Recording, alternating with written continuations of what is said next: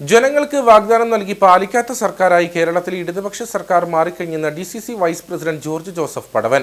വിവിധ ആവശ്യങ്ങൾ ഉന്നയിച്ച് കോൺഗ്രസ് കാഞ്ചിയാർ മണ്ഡലം കമ്മിറ്റിയുടെ നേതൃത്വത്തിൽ കാഞ്ചിയാർ ഗ്രാമപഞ്ചായത്ത് ഓഫീസിന് മുമ്പിൽ നടത്തിയ ധർണ ഉദ്ഘാടനം ചെയ്ത് സംസാരിക്കുകയായിരുന്നു അദ്ദേഹം. ആശാവർക്കർമാരുടെ സമരം ഒത്തുതീർപ്പാക്കുക, അംഗനവാടി ജീവനക്കാരുടെ ശമ്പള വർധന ഉൾപ്പെടെയുള്ള കാര്യങ്ങൾ നടപ്പിലാക്കുക തുടങ്ങിയ ആവശ്യങ്ങൾ ഉന്നയിച്ചുകൊണ്ടാണ് കോൺഗ്രസ് കാഞ്ചിയാർ മണ്ഡലം കമ്മിറ്റിയുടെ നേതൃത്വത്തിൽ പഞ്ചായത്ത് ഓഫീസിന് മുന്നിൽ ധർണാ സമരം സംഘടിപ്പിച്ചത്. DCC vice president George Joseph Padavan ഉദ്ഘാടനം ചെയ്തു. ജനങ്ങൾക്ക് വാഗ്ദാനം നൽകി അവ പാലിക്കാത്ത സർക്കാരായി കേരളത്തിലെ ഇടതുപക്ഷ ഗവൺമെന്റ് മാറിക്കഴിഞ്ഞു എന്ന് അദ്ദേഹം പറഞ്ഞു. സാധാരണക്കാരായ ജനങ്ങൾ ആവേശമുണ്ടും അഭിമാനമുണ്ടും മരിച്ചു കിടക്കുന്ന ഫയലുകൾ വിജയങ്ങളുണ്ടായി, നാട്ടിൽ നിന്ന് നിലനിൽക്കുന്ന അസ്വസ്ഥതകൾക്ക് പരിഹാരമുണ്ടായി, ഒന്നുകൂടി സുഭിക്ഷമായ കേരളം ഭരണം ഉണ്ടാകുമെന്ന് നമ്മൾ പ്രതീക്ഷിച്ചു.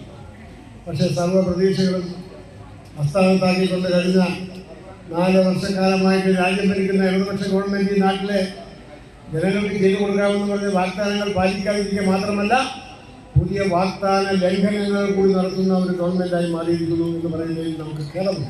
മണ്ഡലം പ്രസിഡന്റ് അനീഷ് മണ്ണൂർ അധ്യക്ഷത വഹിച്ചു. Congress block president Thomas Michael മുഖ്യപ്രഭാഷണം നടത്തി. കട്ടപ്പന ബ്ലോക്ക് പഞ്ചായത്ത് അംഗം രാജലക്ഷ്മി അനീഷ്, ലിനു ജോസ്, ഷിജി സിബി, കാഞ്ചാർ ഗ്രാമപഞ്ചായത്ത് അംഗങ്ങളായ റോയി എവറസ്റ്റ്, ജോമോൻ തെക്കൽ, മറ്റ് പ്രവർത്തകരായ ജോയി തോമസ്, MM ചാക്കോ, ജോയി ഇഴക്കുന്നേൽ, ബിജു വർഗീസ്, ജെയ്മോൻ അഴകംപറമ്പിൽ എന്നിവർ സംസാരിച്ചു.